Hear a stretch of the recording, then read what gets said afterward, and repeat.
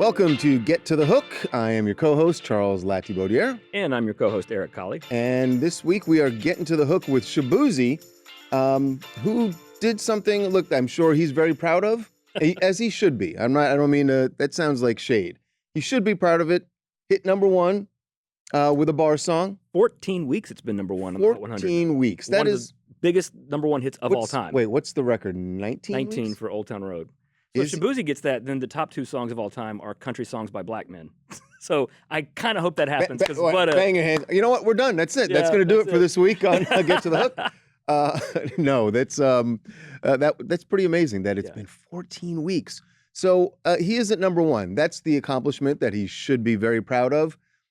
What we're going to focus on is how he got to number one, because it really is a microcosm of the music industry, not just right now, but really for all of time. Since the beginning. Yeah, I don't want to, this is going to seem overambitious, but we're basically going to cover all of recorded music history on this episode. How did we get to where we are? Yes, and we're going to do it relatively quickly. So pay attention. in the off chance you've been living under a rock for the last 6, 7, 8 months and you don't know Shaboozey's a bar song, this is the number one song in the country right now. There's a party downtown near 5th Street. Everybody at the bar getting tipsy. Everybody at the bar getting tipsy. Aside from wanting to do shots, I don't line dance, but it makes me feel like I should be line dancing. You want to be I line don't know. dancing? Yeah, that's what it feels like. So the song is number one on radio overall, not just country radio, just overall radio airplay. It's been huge on streaming. And it's been number one on the digital sales chart, which is still a thing. This is basically the old iTunes store. When you'd go, it's still there. You can still go pay $1.29, download a song. Shaboozey sold 6,000 copies this week. So we talked about that number, and at first it seemed to me like a really low number. And actually, it is when we're going to talk about what people used to sell. Oh yeah, to get to number one. But to sell a mere 6,000 compared to, like I said, relatively speaking, not a lot. But then again, you raised a good point. Who are these 6,000 people who are still buying individual songs? I don't know. Like buying an album or something, I kind of get something physical. But who is paying $1.29 to go download a bar song when you can just listen to it on a streaming platform? Because they don't. These are the people who don't want to pay. They don't want another monthly subscription that they got to pay for their Spotify or Apple Music or. But you could get it for free. You just have ads. But there's free tiers. On YouTube you could listen to it, or you're right. On Spotify you can get free. But I guess that's what I think it is. I think there are still people holding out who don't want to pay for a streaming service. Yeah. And maybe they don't realize that you can get it free, and so they just buy individual songs. Maybe, but those people are few and far between at this point. Which is why it's only 6,000 people, I think. Right. We are seeing the death of digital sales, which were massive a little over a decade ago. Not even that long ago. Digital sales songs could do hundreds of thousands of copies per week.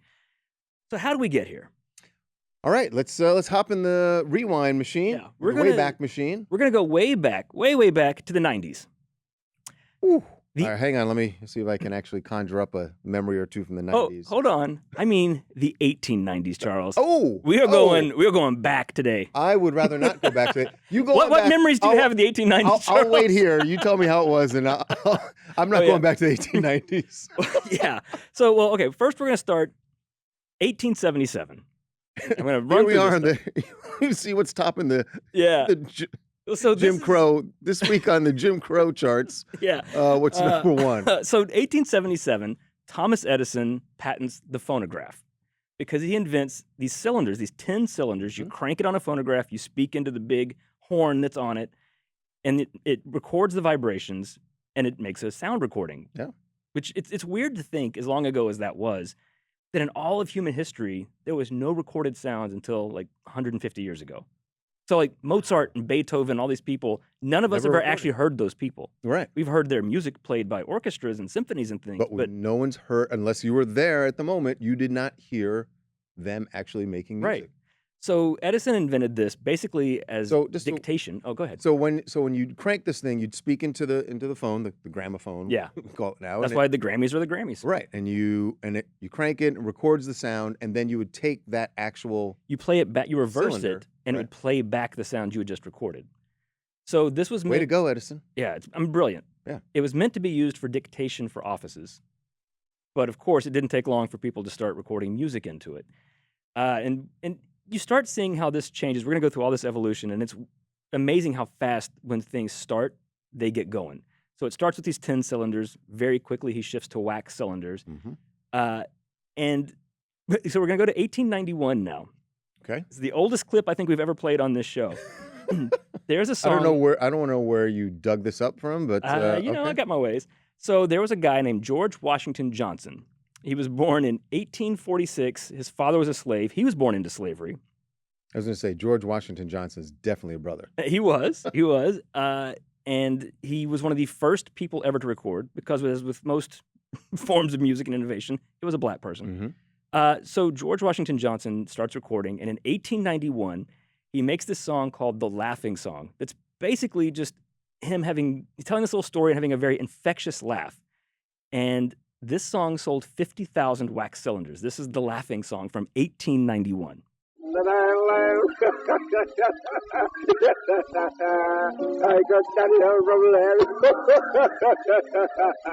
That song was a sensation. And you know, it sounds dumb now, but something that stupid could be a hit now. I mean, look at the Haktua girl. She said Haktua spit on that thing, and she became an overnight celebrity. We like dumb stuff as a group of people. I can see where that's entertaining and people would have bought that. But I want to focus on the number there. 50,000. So compare that to Shabuzi today, who sold 6,000. 6,000. Yeah, George Washington Johnson sold 50,000 wax cylinders. And the really crazy thing about that is there were no, you know, like now when you record a song or something, you make what's called a master recording, and then you make duplicates of that, whether it was on record, CD, cassette, any of the things we're going to talk about. I'm guessing George Washington Johnson didn't want it to be called a master recording. Probably not. Probably not. But it didn't matter because that didn't exist. There was no way to duplicate. You just recorded it into a phonograph. So what they would do, it was just him and this piano player. That's the only accompaniment on it. They would set up maybe like 3 or 4 phonographs in front of him and record them. And then each of those is basically its own master recording, and you'd have to record more. He would do up to 50 takes a day. To sell 50,000, even if he recorded 4 at a time, that's almost 13,000 times he had recorded this song. So he's just doing the duplication himself by just recording each copy. It's not on tape or anything. It's not digitally recording. If he or the piano player messes up, well, that take is useless. You got to start over again. Or you just sell it as it is. It's almost like everybody's getting their own live recording. Basically, yeah. Like he's playing live for you, and you can actually buy the recording. But he had to record that thousands and thousands and thousands of times just to make 50,000 wax cylinders. Asking, what the hell was he laughing about that much? You know what I mean? Like, even if you're going to fake a laugh. By the time you get to like the 7,000 or 8,000th time you've done that song, you're just like, ugh. The laugh has got it. And the people who bought it didn't know which version you'd get. Everyone's going to be different. They're all unique. So, George Washington Johnson. That was a big hit back in 1891. All right. So then we hit the early 20th century. People start buying more these gramophones and stuff. Actually, they started doing these parlors for them, and it started in San Francisco, phonograph parlors, basically the first music clubs of pre-recorded music. And you would go in and you would sit and listen to these phonographs play. So you take a date there on a Saturday night? Yeah. Hey, we're going to head over to the parlor. Let's listen to some music. And if you paid something, you could actually record your own thing. Ooh. A lot of people just told dirty jokes. But there's a lot of dirty joke and of course, shockingly, a lot of them are super racist. Wow, I would not have seen but not that coming. not just about black people. It's about Asians, about Irish Asians people, in Jews, everybody you could tell a joke about. They told jokes about back then. Not long after this, the late 1880s, this guy Emil Berliner creates zinc discs. So basically the cylinder, but it's flat. Emil Berliner's also the guy who invented the microphone. So he's a pretty significant person in music history. Yeah. But basically invents the record. So now he started just like Edison went from a tin drum and then went to a wax drum. He started with a tin platter. Or the zinc platter, and then it becomes a wax platter. Eventually becomes the vinyl record we all know. Early 1900s, these things are starting to sell now. The biggest way people consumed music was still sheet music. where you'd actually buy, the sheet music. yeah, and then to you play would on piano play at it, home. right? That was selling millions of copies. But people were starting to buy more cylinders, more records, early 1900s, recognized by the Guinness Book of World Records as the first million-selling recording in history is Enrico Caruso, who was an Italian opera legend. His song Vesti la Giubba from I Pagliacci sold 1 million Wow, that's copies very good, in Eric. 1907. This is a little bit of that.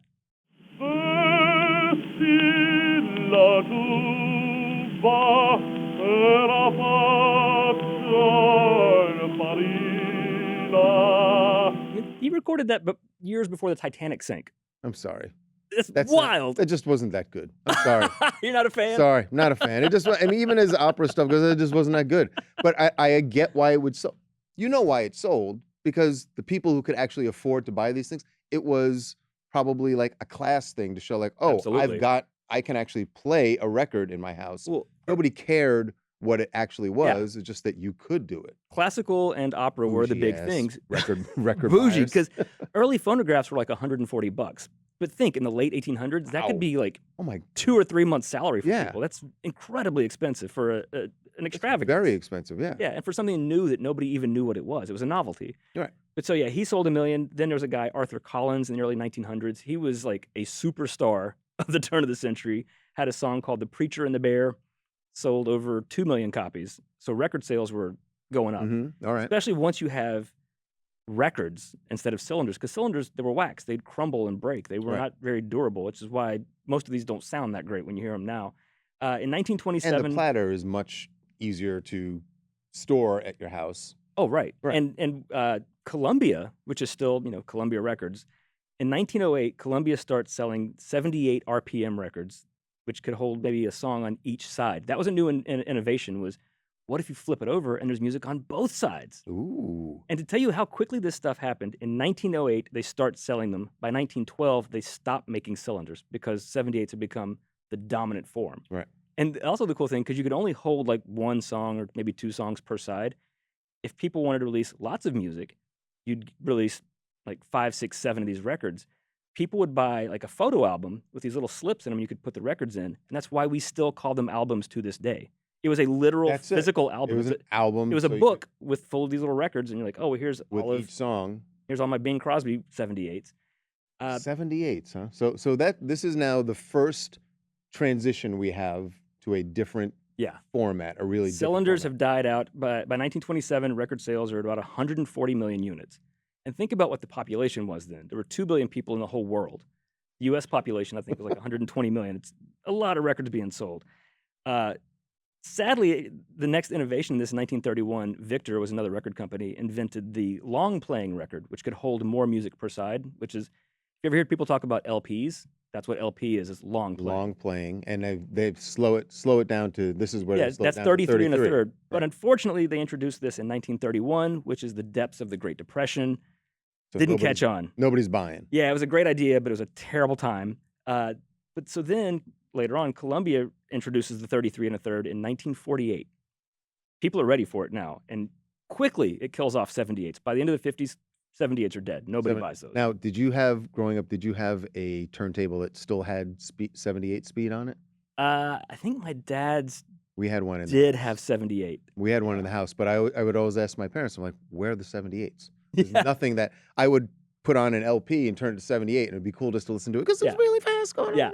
But there were no actual 78 speed records that we had. No, because why would you have those? And they were like really thick. But I guess the turntables still came, at least back in my youth. They made them with both speeds. Because your parents and grandparents still had those, and Right. people. This is getting a little technical, but the number is how fast it would go around. That's why it's RPMs, is the revolution Mm-hmm. per minute. So 78s would spin around 78 times in a minute on your record player. 33 and a third would go 33 and a third times, and then the smaller records, the little 7-inch records, are 45s. Those were the singles, 45 times. So once 33 and a third and 48 came, they were so much more 45, convenient. right. Or 45, they Yeah. were so much better than 78s and killed those off. So vinyl is the dominant sales format for music for decades. Right. So in the 40s up through, well, as we're going to get to, Yeah. through the late 80s. Yeah, but something happened didn't quite kill vinyl, but in 1962, Philips, this company, manufacturing company, introduced compact cassette tapes. Mm-hmm. So you had these big, giant reel-to-reel tapes that kind of look like the big film canisters you'd see in movie theaters. You could play music on them, but they're bulky and big and awkward. They made it small. Now, is this an 8-track you're talking about? No, or this is a the cassette cassette? tape, yeah. The cassette. All right. 8 tracks was a terrible idea. That was like a cassette 8 that tracks- played. 8 I tried tracks playing feel it like one time. 78s. Kind of, But- because they would fade the songs out in the middle and they'd fade back up on the other side as the cartridges were flipping around. 8 tracks. But it used to be the trash. thing that was in everybody's car. Everybody's Yeah. car came with an 8-track player that was state Yeah. of the art. Well, that's the thing about cassettes that was such a revolutionary thing, is it made music portable. Because people had tried to put record players in cars, but obviously that's a terrible idea because you hit a speed bump and you've just destroyed your record and the record player. Doesn't work at all. You just have the but radio. it's very impressive for chicks. I mean, Yeah. like, hey, Yeah, I got got a record player in my turntable car. in here. Come on. Right. Where would you put the records? Dumb idea. But cassettes were portable. And this really took off. They were, through the 60s and 70s. In 1979, Sony introduces the Walkman. It is the portable cassette player with little headphones, those little foam headphones that were not comfortable. Not comfortable and Oh, fell but apart like they that. were a game changer.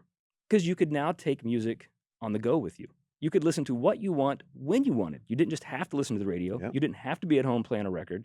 You could take the music with you. It was revolutionary. Like it really It was. And we should say, like, the Walkman, while it was an expensive thing when it came out, and not everybody could have one. Although pretty quickly, within a couple of years, they were much more affordable, and a lot of other companies started making similar products. Right. And the other advantages of cassette tapes, you and I grew up with cassettes, probably. Mm-hmm. One, you could tape songs off the radio, which, I used to do all the time. Talk about a game changer. To this day, there are That's the songs, when I listen reason- to them, I still hear the DJ talking over the top in my head. I dare say we're not doing this podcast were it not for cassettes, because that's how I imagine how you studied the charts so much and Oh, how yeah. it all got ingrained in burnt into your brain. I used to tape American Top 40 off the radio on Sundays, because Right. also you're getting all 40 songs at once. I did the same thing. You tape the entire show, American Top 40, and then you'd get a reel-to-reel, get a dual cassette deck, and you just record off of that the songs that you really Yeah. wanted. And that's how you got your mixtape. That's how you got your playlist for what you wanted. Yeah, and that's the other thing, mixtapes. You could actually make a custom album basically for someone else or for yourself. Now they're just playlists. It's an easy thing. You just, go on any Right. streaming platform, add to playlist, add to playlist. The mixtape, which we still use that word. Future, the rapper, just released mixtape Pluto 2 weeks ago, and it debuted at #1. His fans There's don't no even tape. know what an actual mixtape is, but this was taking They know the actual tape. term mixtape, but Yeah. they don't know what a tape is. Yeah. Right. Yeah, but you used to have to really labor over songs flowing into each other. Like, how does this one end? How does this one start? And you'd have to, play and pause between 2 tape decks. Do you remember when you figured out how you could sort of crossfade something that you would record? That was not. You'd have to record it off of. You'd take an individual recorder with a microphone, and then you record it off of a boombox that you were playing, and you'd fade out the boombox. It was a an bit art nerdy. form. It was It a bit really nerdy. was an art form. Oh, and mixtapes. I remember friends and I would give each other mixtapes and stuff. That was a special gift. Yes, it was. I still have a bunch in a drawer at my mom's house somewhere that my friends gave me because I could never throw those away. I don't know that I have a single cassette left. Really? That I know of. I think I only have CDs left. I now. think they're And somewhere at my LPs, mom's obviously. house. She probably would love for me to get rid of them, but I can't throw them So, away. all right. So we're now up to Cassette cassettes. tapes. So we're in we've the gone 80s. from the cylinder to the record to 78 speed records, then the 33 and a third and 45s. So we are how many years into recorded? So 18, We're about a 90, century in. We're from about Yeah. the late 1870s About 90, 80, to 90 about years. Yeah. 1980-ish. So Mhm. yeah, the Walkman comes out in 1979, and that really propels cassettes through the 80s. The 45 single starts becoming the single when you get a cassette single. That's right. You would one single on. Yeah. You'd have two The A sides. side and the B side. Right. Yeah, my wife hates when I say the word single. And it's amazing how often it comes up. I'll hear a song I'm like, "Oh, I bought the single," and she's like, "Oh my God, you and singles." Stop with the single. Cassette singles, the single, I loved them. But cassettes didn't have a long run on top because, like I said, the Walkman comes out in 79. 3 years later in Japan, 1982, the compact disc is introduced. Sony just messing up the game. I know. Their own game. Yeah, their own game. Yeah. But So the CD it had the portability of a cassette because you also had the Discman. right. which but wasn't a great, by the way, it skipped a bit. as great as the Walkman was an invention, the Discman was lagged behind because most of them, when you bought them, they would skip. Just like Yeah. having a record player in a car, a Discman was the same way. You put it in the car and you're driving, it'd be skipping the whole time. Or if you just went on a jog. Yeah, or on a jog, it'd be Just skipping the burp, whole time. burp, burp. They figured out within a couple years Yeah. how to. But fix still, that, it was but- portable. It sounded so much better. You had none of the tape hiss. You could just skip between tracks. It was sort of the convenience of streaming now, except you still had to physically have a CD. And the music sounded so much sharper, like, which was initially a really good thing, and then eventually bands were like, I don't know if I like that. But yeah. But because then it you started kinda- seeing remastering then, because all these old albums that had been on vinyl, on cassette, on whatever back in the day were now getting remastered and cleaned up and put on CD. And it was a whole new thing, and it very quickly trumped everything else. Do you know what the very first album to sell 1 million CDs was? I don't. I've heard this, but I don't. It was mm, Dire Straits' 1985 album, Brothers in Arms, driven mostly by this classic #1 hit, Money for Nothing. That ain't working, that's the way you do it. Money for nothing and your chicks for free. Now, it would have been too long of a clip for us to play, but the reason I was actually going to guess that is because when that CD was available, we're talking about how music is recorded, but Yeah. take you just for a moment at how music is played.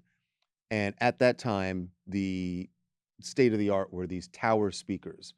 Everyone has little speakers now, Right. portable, that Bluetooth, but a speaker, let's say 4.5 feet tall. Oh, the bigger the with speaker, the better the giant sound. woofers. Yeah. And my college roommate, we went to visit his brother at, what school was it? Not that it matters, but just as a brain test for me, sorry. Worcester. If we remember Worcester having mixtapes, Polytechnic. we need brain tests. WPI, Worcester Polytechnic. And we went to visit his brother, and he had these massive speakers, and he had a CD player, and he put in that song. At the beginning of that song, if you know the Money for Nothing, there's Yeah. like a long build up with a drum fill and keyboards, and then the Sting guitar comes in saying, I want my MTV. He played that thing so loudly, it is like the walls were shaking, and we were all just going like, From the intro? yes. Did he turn it down before the drums and guitars came in? No, Because he that turned would it- blow the your drums eardrums came out. Oh, that was the point. And it completely did, shook, and everyone was like, oh my God, CDs, CDs. You are couldn't do that with a incredible." record, or you couldn't do that with a cassette. Right. And Yeah. that was the amazing thing about CDs. But And so they were introduced in 82, started hitting like 83, 84. By 1991, they had surpassed vinyl and cassette as the #1 format. you know why? Because Columbia House would Yep. let you buy like 25 of them for a penny. Yeah, and then charge you like $70 for one. That's how they made the money back. Did I ever tell you, you had Columbia House, right? Oh, yes. I did not, technically. Although technically I did. Uh-oh. This sounds Because- like some... Oh, no, when I was a kid, I think actually might have been on cassette before CD even. My older brother, he probably won't like me telling this, so he had a Columbia House thing. I should tell you, Columbia House was like a membership you joined, and when you joined, you literally paid their whole penny. way to get you in was 1 penny, and you could get, I think it was either 15 or 20 CDs. Yeah. And then they would overcharge you for everyone, like Yeah. you had to buy one a month. Yeah. For however long you were in. So my brother had signed up for that and then did not want to pay for the super expensive ones later and just kind of stopped. So they banned him from Columbia House. Right. And so then he opened another one in my name when I was like 10 years old. I didn't even know. And then ruined my credit with him. Wait, I'm like, what if can you- I'd wanted this? Wow. Your brother pulled Columbia House fraud. I know. Huh. I think the statute of limitations is past on Yeah, that probably. at this point. I It's think been a long Columbia time House is ago. going to let that go at this point. Yeah, CDs by the early 90s were on top. By 2000, they were 93% of all music sold in the U.S. The number of CDs sold that year, that was the peak year, 942 million CDs just in the U.S., almost 1 billion Oh my, just in America in 2000. wow. And by comparison, in 2022, the total number of CDs sold in America was 34 million. So it went from almost 1 billion, To 34. 34 By million. the way, I'm surprised it was still 34 million at that point. honestly, but- yeah. Probably half of that's Taylor Swift, I would guess. Yeah. Honestly, I mean, not Yeah. even joking. Yeah. Because the thing in 2000, when CDs were, sales were through the roof, artists, Britney Spears and Eminem and the Backstreet Boys and NSYNC, even Limp Bizkit, they could do 1 million in a week. Like Right. the numbers were astronomical. And the labels thought this was going to go on forever. The artists thought this was going to go on forever. Money's just rolling in. What was happening in the background around the late 90s, early 2000s? Napster. Napster shows up on the early internet, file sharing with MP3s. And This And is I'll- where the internet starts to completely change the game. And we're going to see so many things change so quickly from here on out, just in the last 25 years. Yeah. It's wild how it got from CDs selling almost 1 billion. You have these kids on the internet sharing their songs on Napster and LimeWire and all this kind of stuff. Did you use those things? I did not. No, I Really? was old enough at that point that it was, I felt like too technological, and the way it came to me was like, something might be a little illegal about it, and I was like, I mean, call me Blackbeard because I was a pirate. Oh, you know what? It's bad. It's wrong. I still bought music then. I still buy Right. music now.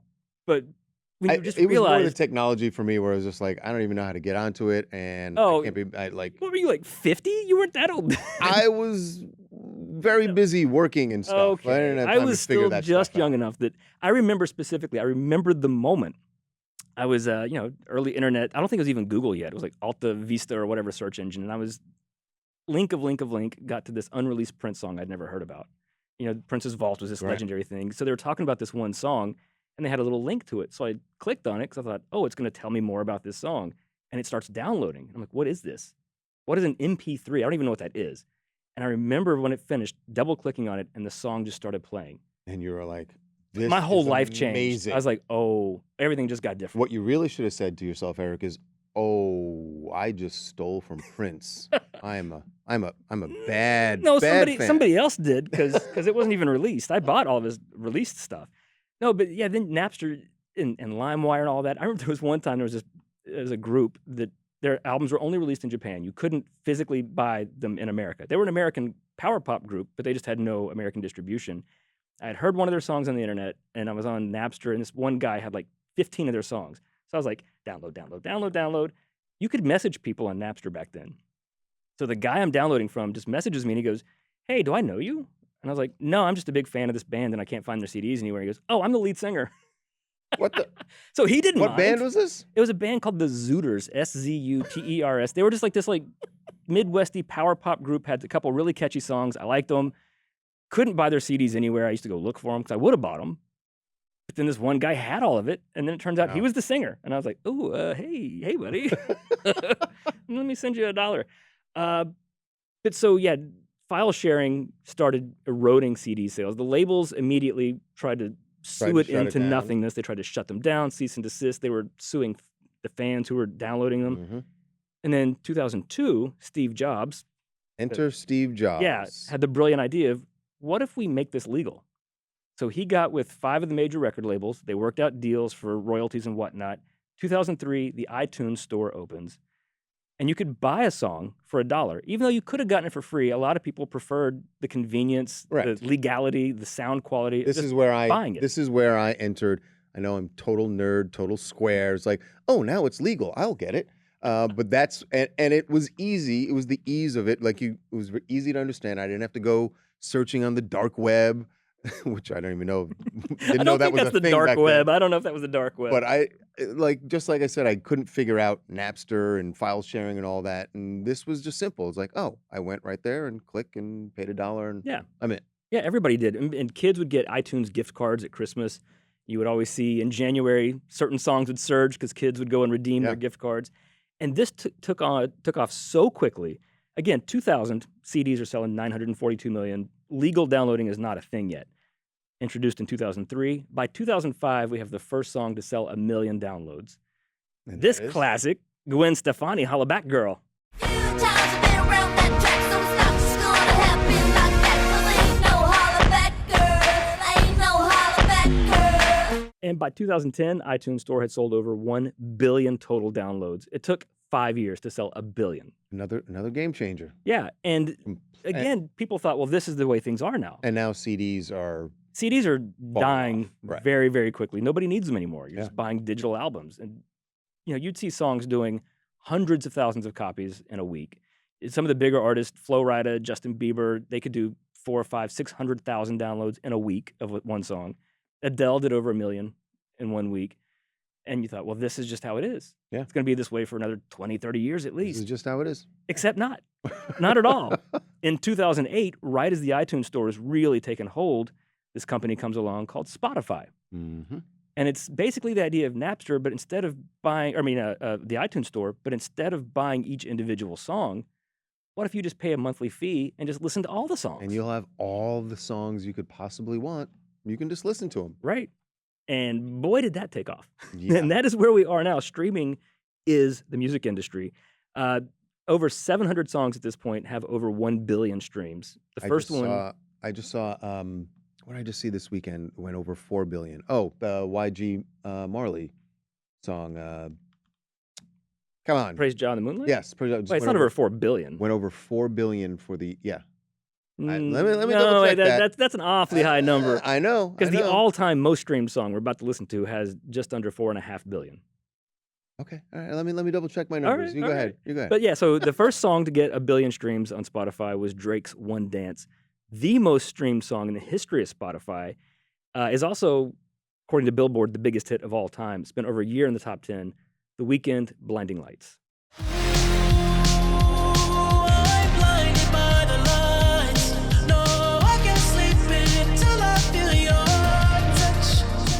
Wild is over in the corner just singing along to the whole song. It's still a As if- catchy as if song. You he's know what? I've speaking. never gotten tired of that song. It got so played out, but I still love it. Yeah, 4.5 billion streams on that. Streaming numbers continue to just go through the roof every year. And so maybe this will be the dominant form. I can't, I don't know honestly, I what can't conceive happens- what could even, other than getting a chip put in your head Right, to play exactly. songs. It's I like don't know where you that could the go from song this. just plays in your head whenever you think of it. Like, Yeah. That's the only thing I can think of. And maybe if we could invent whatever the next thing is, we'd be billionaires. But Yeah. the funny thing, too, to me is as streaming has now completely killed digital sales. That's why Shabuzi's selling 6,000 copies. Right. CD sales are completely dead. Cassettes, no, none of that. Vinyl has been making its comeback. I think as everything has gone digital, people are kind of craving this like physical relationship with music again. And in 2022, vinyl outsold CDs for the first time since 1987. Oh my gosh. Wow. Yeah, so Taking it all the way back. So yeah, the very well, I don't know, maybe wax cylinders will make a comeback. I was just about to say what we got to do is we got to get one of these. We got to get Edison, the Edison company on the phone. Get us one of these old gramophones and let's do it. There's a whole thing. I just saw an article. Green Day. This year is the 30th anniversary of their album Dookie, and to celebrate that, they are doing a completely inconvenient 30th anniversary issue. They're selling digital versions of the songs that can only be played on specific outdated things. One is a Teddy Ruxpin. Remember those? The little teddy bear you put a cassette tape in? There's Teddy Ruxpin plays one of Green Day songs. I think it's like Longview or something. There's a Big Mouth Billy Bass. Remember those? The things on the wall, you push a button and it would sing. You can get one of those with a Green Day song. You can get an electric toothbrush that plays one. There's all these old, outdated, weird things from the 70s and 80s. Green Day's like, you have to get these to listen to our songs. All right, we got to figure out what the next thing is. But what could it be? So before we wrap up here, I just want to say, do you remember your first record? Your first, let's say first LP. We'll skip over 78s, and I can't remember my first. I when I started listening to music and discovering there was more than just what was on the radio, I was just going through like my parents' records and my brother's records, and so I was listening to a lot of that stuff. The first thing I wanted to buy for myself, I was 8 years old, so my parents bought it for me. I didn't have a job when I was 8. Right. It was the 7-inch 45 single of Culture Club's "Do You Really Want to Hurt Me." I heard Boy George on the radio. Didn't know what he looked like. Actually, I got to tell you this story real quick. But it had a nice reggae beat to it. I love that song. Yeah. And if you think about it, just think of the song. Boy George has a very soulful voice. He always has. So this is like early 1983. This song is on the radio the same time as Marvin Gaye's "Sexual Healing." Those two songs are on the radio. Yeah. I heard them as a kid. I don't know who Marvin Gaye is, but I had seen the video for it, and it's Marvin in a tuxedo in this club with these women, and he's the smoothest person you've ever seen in your life. And so I hear "Do You Really Want to Hurt Me?" and I buy the record, and I'm picturing Marvin Gaye in a tuxedo. You have that same, right, you have that same And so then I turn sight. on MTV, and I see Boy George. and I decidedly not Marvin Gaye. No, and I looked at my mom, and I just go, well, I thought a well-dressed black man sang this song. Because I thought it's Marvin Gaye in a tux, and then all of a sudden it's Boy George. Boy George. But whatever, the song's great. I love Boy George. I love Marvin Gaye. First record, right? First cassette. And yes, it can be a single if you want. Sure. No, I don't remember my first cassette. Might have been maybe the Monkees. Huh. The Monkees or Prince. My first cassette. Actually, my first record and first cassette are the same band. First album that my parents bought for me when I was either 8 or 9 was Kiss Alive 2. Oh, yeah. Christmas gift. And then my first cassette was Kiss Destroyer. Oh. Mm-hmm. I remember my brother had a copy of Destroyer, and I loved the cover, Kiss looking like super villains. Yeah. And he bet me, he's like, I don't know, I was like holding it, I was afraid I was going to break it. And he goes, you couldn't break that record. And I was like, yes, I can. And I snapped it in half right in front of him. He got so mad at me. I'm like, you said I couldn't, and I did. Why are you mad at me? Records were very easy to break. They really still were. Are. They still are. Yeah, but first CD, I don't first remember. CD? I don't remember. First CD, I can't remember the first one. Maybe the first one I bought was Peter Gabriel's So. But the first one played in my house was my mom bought Lionel Richie Dancing on the Ceiling. Oh, not even Can't Slow Down, Dancing on the Ceiling. Dancing on the Ceiling. I guess that would have been the new album, probably. Yeah, it was the late new 80s. album that was Yeah. out. Pretty awesome. Yeah. Do you remember the first song you streamed? I do not. That's why I still like buying vinyl now, because there's just something about. There's something that to have something Yeah. tangible, whether it be an album, a cassette, a single, a CD, there is just something to having that tangible thing. And I know it takes up space, and there's a couple of suitcases in my garage filled with CDs, but it's just something about having it that you can touch it. I find like when I have I friends know over. we sound so old. No, because I love streaming. I have my Bluetooth speaker, and I have my I can sync my phone up through stuff, and I love playing playlists and all that. Of course I do. But it's fun when I have friends over if we're listening to music.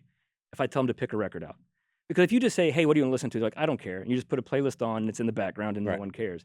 If you tell somebody to look through your record collection, and they're like, "Oh God, I love this album," It's a and better. then you take it out and you put it on, and you the whole listen thing to it. becomes an experience. Yeah, it's a listening the- experience as opposed to when you're streaming a playlist. It's cool and all, but it's really just kind of background. And when you put on a record, a whole album, people are like, "Oh, that's cool. I remember this," or it's a better experience. It's a communal thing, which is one of the things I love about music. So That's what music's supposed to do, bring us together. Yeah. Before we go, I have to say, I looked this up now. I don't know okay, the source, but it does say YG Marley over 4 billion streams in 2024. oh, for him in total, Yes. it could be like all of his songs. I don't But he think. really only, well, I mean, I guess there was an album, but there were only 2 songs that people were Wait, are you? Hold on. Now we're getting our phones over out. 4 I gotta look this billion up. streams, according Hold on. to I'm just gonna go to Spotify and pull up YG Marley and see how many streams. 4 Praise billion John Moonlight has. worldwide, according to his distribution company, Hitmaker. On Spotify, Praise John in the Moonlight has 364,821. Well, that's quite a bit shy of 4 billion. But I'm going to trust. Listen, I got this information directly from YG's dad, Rohan, Okay. and I'm gonna believe if Papa says it's over 4 billion, then it's over 4 billion. Well, all right. Congratulations, YG Marley.